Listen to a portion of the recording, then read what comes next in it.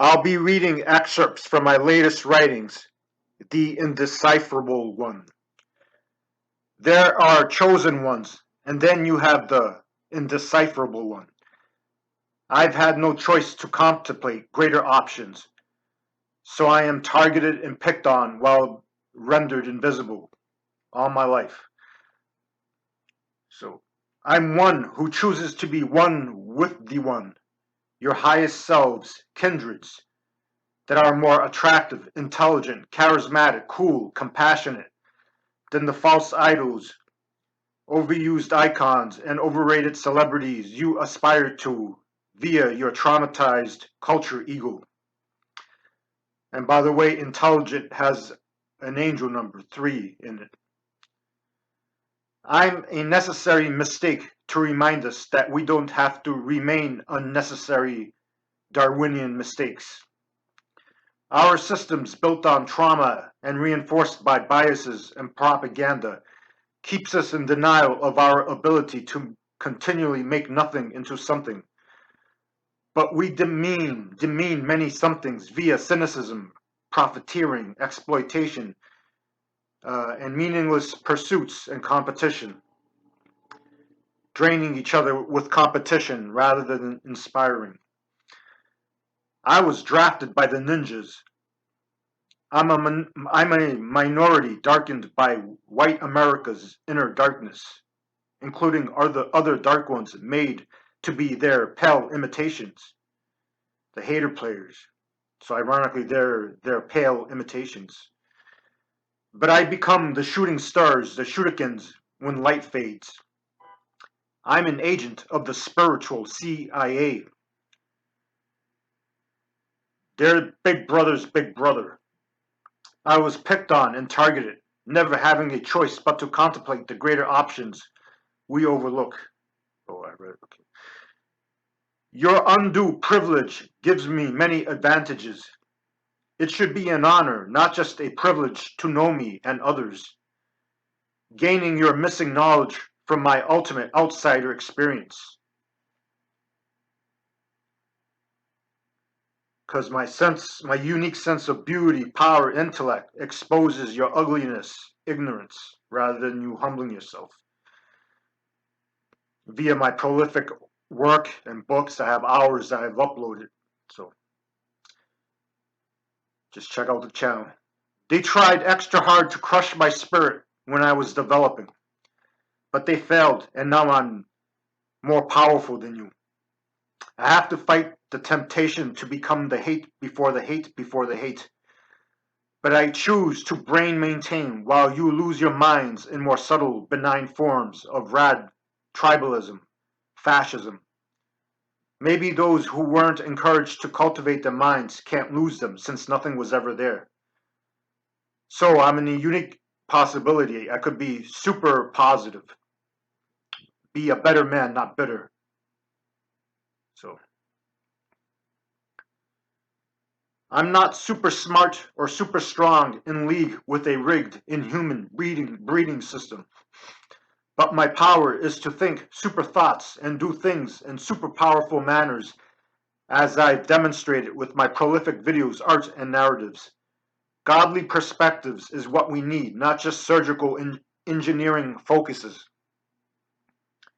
Sense precedes intelligence, for superconsciousness shapes the very minds shaped by culture, or others' long defunct ideas. You're all my conceptual inferiors, including, the Einsteins and Shakespeare's and all those guys, and Da Vinci's, because we haven't learned their lesson.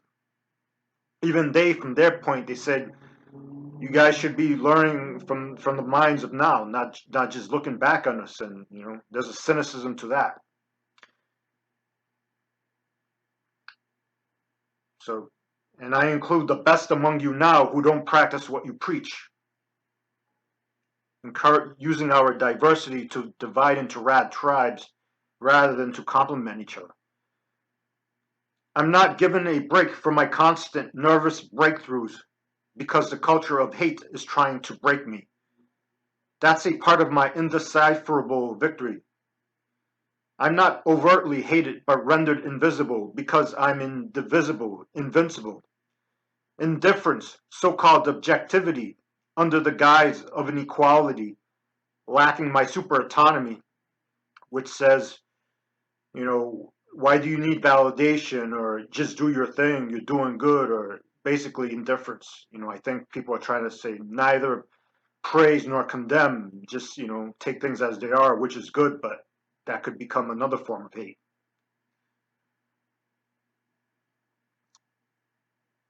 So, which your pettiness and benign narcissism, lacking my super autonomy, has undermined. Your pettiness and benign narcissism has undermined my super autonomy as megalomania and narcissism. And this culture creates those terms like megalomania and narcissism because it is very institutionally megalomaniacal and narcissistic. It just wants to control it and isolate it. As to those who truly visualize true autonomy. That's what autonomy is. It's not threatening, it's inclusive, as opposed to narcissism or whatever. It's such a loosely used term like psychopath, sociopath. I feel like those are the modern equivalent of witch. Before, if someone says something heretical or whatever, they say witch. So I feel now those terms, narcissist, malignant narcissist, sociopath, is so loosely used. It's like, pathetic. What does that mean anymore? I take that a person who has no conscience and who just has power to hurt you, while someone who's radical, they're just exposing, showing true courage. So, okay. So you've undermined it as megalomania and narcissism, while not acknowledging systemic corruption and the blinding brilliance, liberating victories of the marginalized, like myself, is the new hate. So, hope you followed that. Indifference is the new ignorance and hate.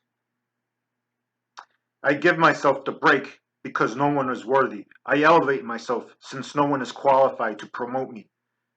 Defining myself because no one can evaluate until it's too late. They brainwashed me to be jealous of those who had already envied me.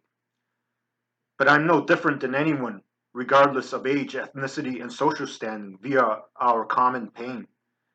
Hence, I have to be careful not to be what I hate by projecting, which I still wrestle with.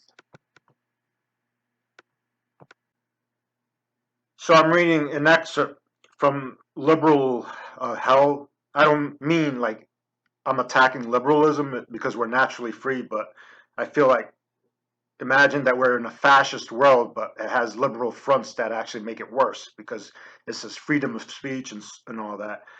So it's a bit of a homage to George Orwell's 1984, a little bit, yeah. But here it goes. Liberal hell is a hallucination. It's a freer version of the ultimate caste system beyond the ancient and postmodern. A voice from nowhere echoed. I somehow knew it was the imposter we called intuition, or the Holy Ghost. Judging by the crude wooden torture mechanisms that towered and reeled like splintered mass of a ship, I was in a concentration camp. Never reported. Maybe they were never closed down. What era is this? BC, AD, post-apocalyptic, PA,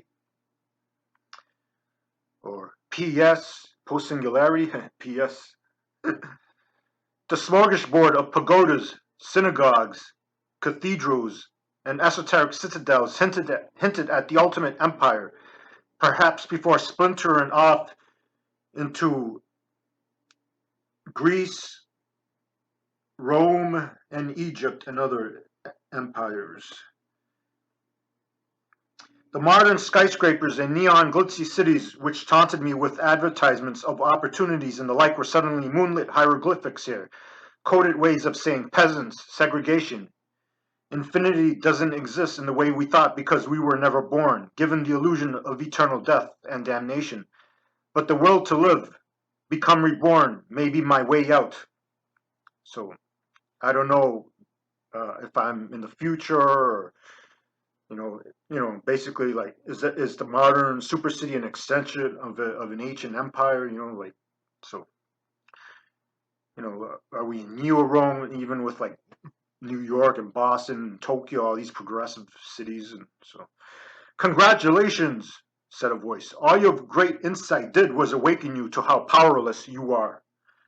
So what that you realize that no one wins or loses in our breeding system. Prophets and heroes of all types keep things in balance.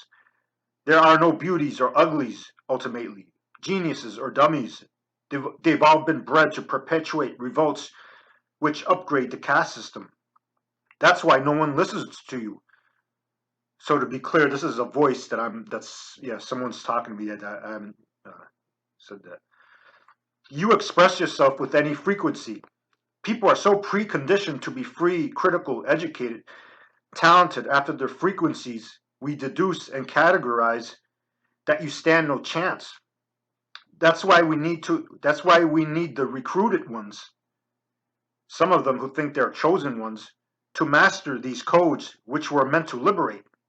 The arts, music, science, math, culture, your icons master them so they can master you for us, discouraging them from the pure flow you've immersed yourself in. So we've rigged the game so that we reduce even the organic to code data, empathy, compassion, passion, visionarism, art, spirituality.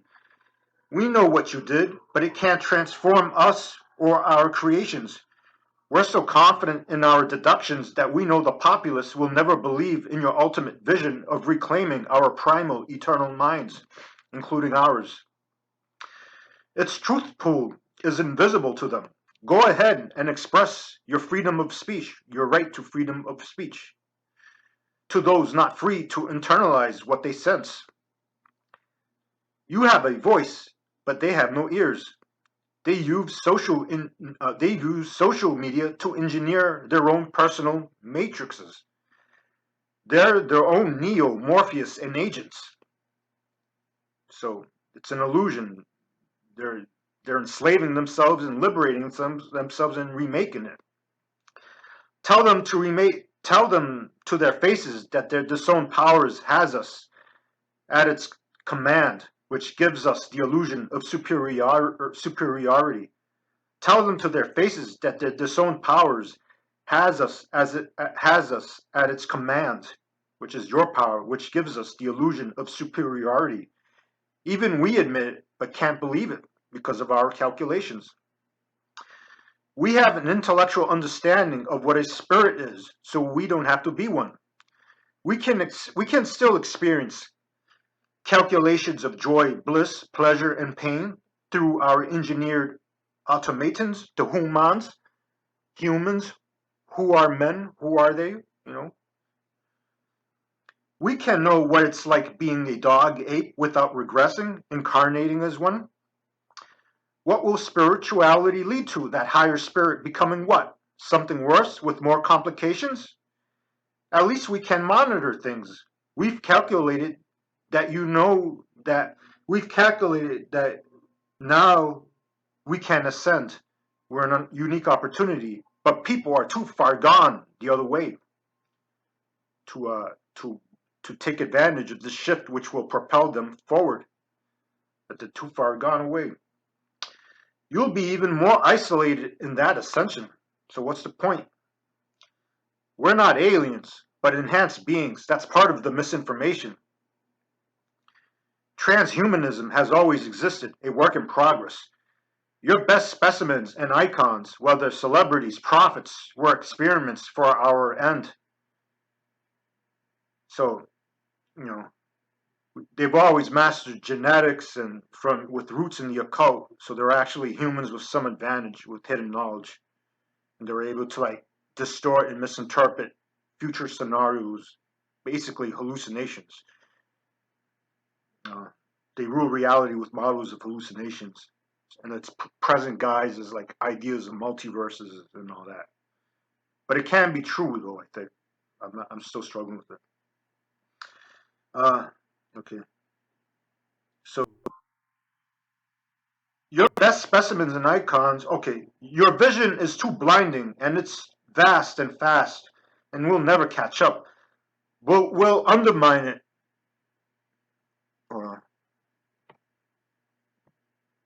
Yeah. But we'll undermine it into our own. Okay, your vision is too blinding and it's vast and fast. We'll never catch up. We'll undermine it into our own, regardless. You're not as ignored as you think. Others succeed because of your unfathomable accomplishments, your unique sense of beauty, intellect, vision at any age, phase. Like in, the canyons, they've been here, they're ancient, but look how majestic they are.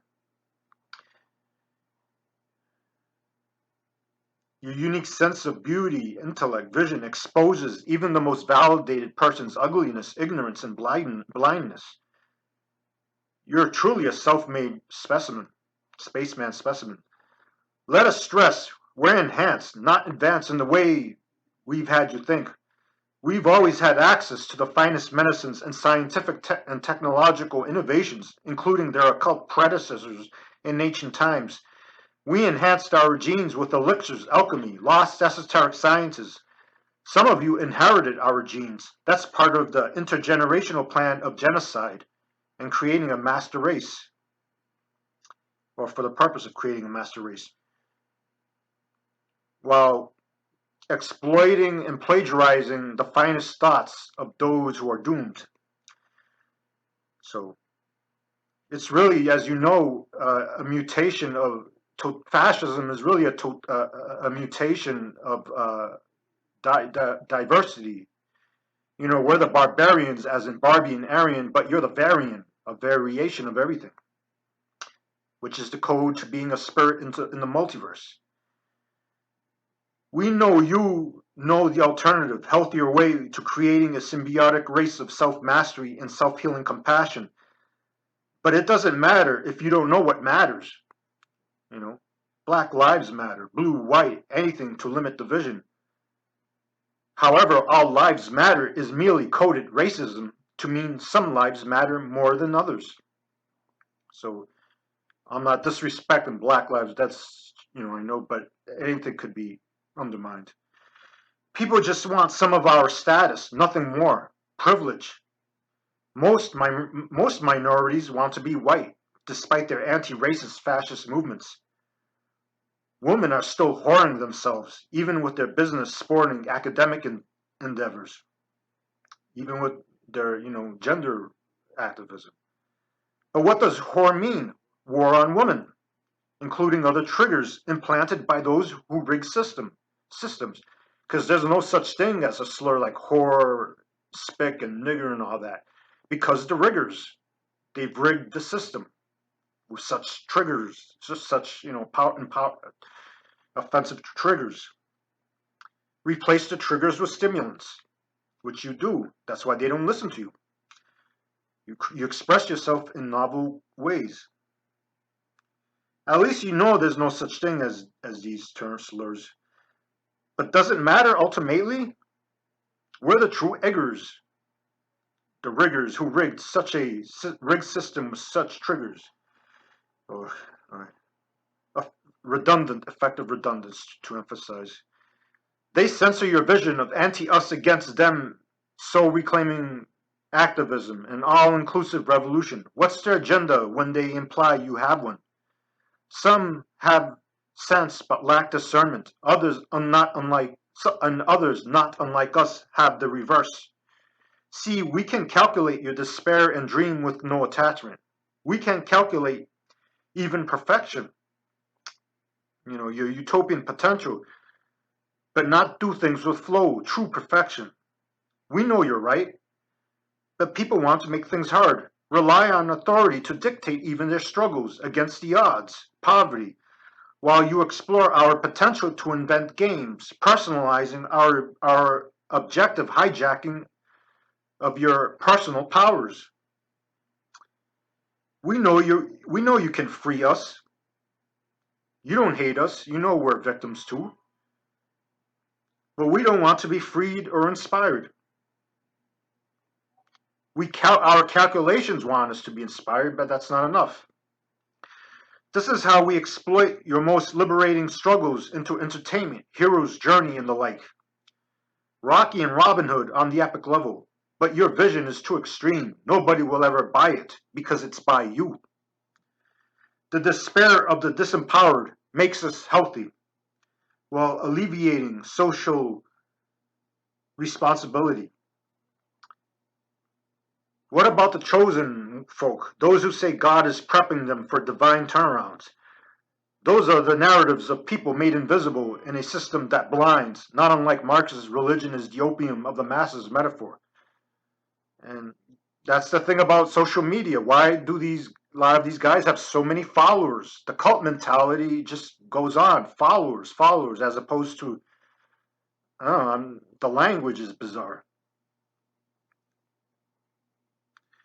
So the way to Trutopia, which we've calculated, is actually simple.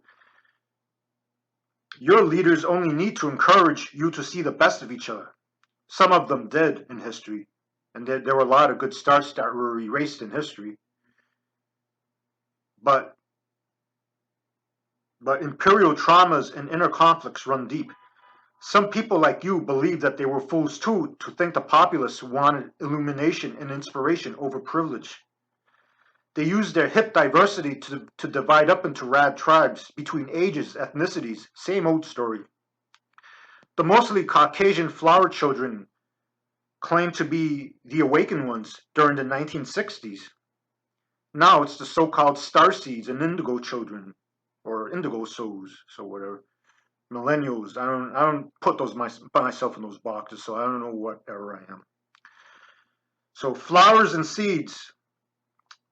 That's the common link. Flowers and seeds. Flower children and starseeds. The coded laments have evolved from can't trust anyone over 30 to 40 now. You never know your true allies when it's all a lie. When you see YouTubers or so-called light workers, how do they look? Are they all a certain age, gender, demographic? This means they're speaking to their own, rallying the troops for tribal warfare, serving corporate interests, despite their universal messages of fraternity, false consciousness, a newer age variation of the hyper-individualistic New Age movement of the 1980s, in conjunction with a collapsing impersonal economy that exploits dreams, not cultivates culture. Ayn Rand would be proud. And this antagonizes the elders who had put them in such a predicament. The only thing resurrected is the holy war between the different beliefs of ancient cultures. The elders were meant to be like veteran surgical heads, guiding physicians, the up-and-coming physicians, in delicate procedures, but not always dictating.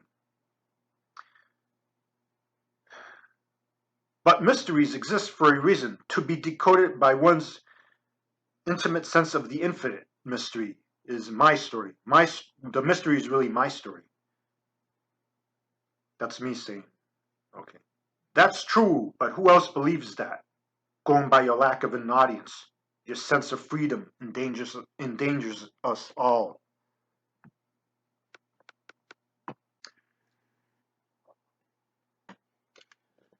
Now I'm reading the actual utopia that I sense can be. So this is the positive part.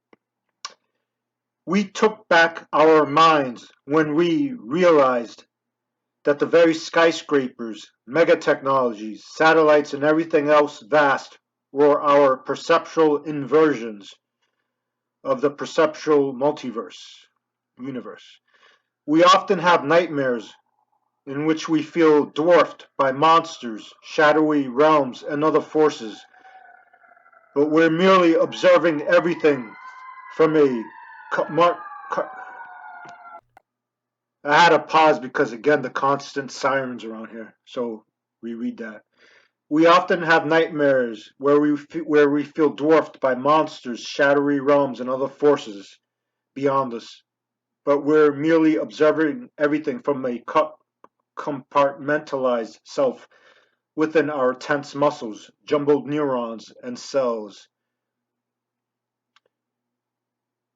So the bed we sleep on, or grass, or raindrops if we're napping outdoors, forms the distorted composition of our mental dramas. We reverse their psychic headlock when some cognitive scientists, meaning the intergenerational script imposed on us, the conspiratorial mind control system, the ultra mind control, I call it. So we reversed the psychic headlock when some cognitive scientists revolted, whistleblowers. They admitted that their predecessors in all fields of thought had been data mining us psychically for generations, since the blinding age of enlightenment, and even the dark ages which preceded it. So if you think about it, they had confessional things in the the dark ages with the Catholic system. So social media now is like the modern equivalent of that. You just say whatever, and who knows what's hearing. So it's like confession. This is the modern equivalent of confession. They based their culture data on our hijacked dreams, our natural sense of composition, design, calculations, and other deductions in terms of us organizing and just doing mundane activities we take for granted. They were actually interpreted into genius codes for their cameras and gadgets and stuff. So they used it for their codes for engineering, computers, genetics, architecture, and higher mathematics. Our internalization of daily actions and travels shaped our virtual worlds during sleep.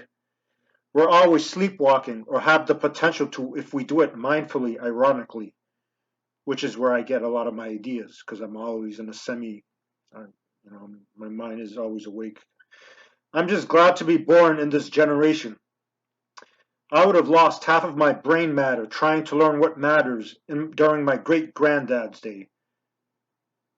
Now I can learn anything merely by using VR or whatever psychic tech meant to control us to liberate me. For example, if I want to learn anatomy, some part of the brain, heart, I can experience a simulation, a 3D interactive simulation, which replicates vital regions according to my personal space, like my own bedroom, bathroom. Most of us, even the blind, knows the contours and surfaces of our shelves, closets, and such. So too can those familiar spaces can be translated. A vein can be a corridor, a bone cavity, a basement. So we know if we're exploring some bone cavity or vein, we know we're in some part of our own building. So we identify and form the connection.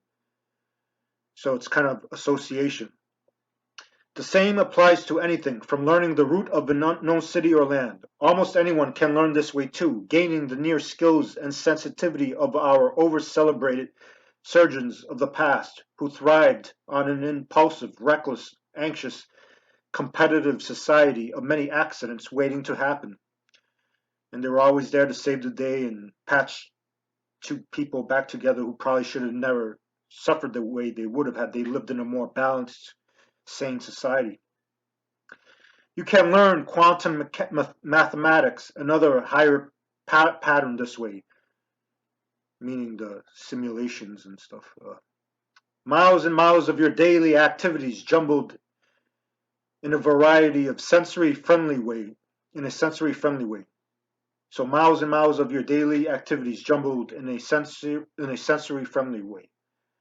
However, in the past, they used these psychic assaults to induce schizophrenia, hallucinations, and general mania for the hypocritical purpose of control, social control, while hijacking our finest thoughts, undermining them. You can also have three-way or more perspectives in miniaturized environments, replicating cities or anatomies or even bacteria. Like if you're a virologist, you want to learn, like genes and cells and all that stuff, and environments and particles, can miniaturize it either into mechanical models or holograms. So You can have the three-way or more perspective, the godly eye of a biologist overseeing his miniature alter ego avatar travel incrementally, including others directing you from different sizes, angles, virtual vehicles. So I don't know, maybe they have this technology already, but this is just like profound common sense. Uh, this is useful to learning new cities, towns, countrysides, and planets.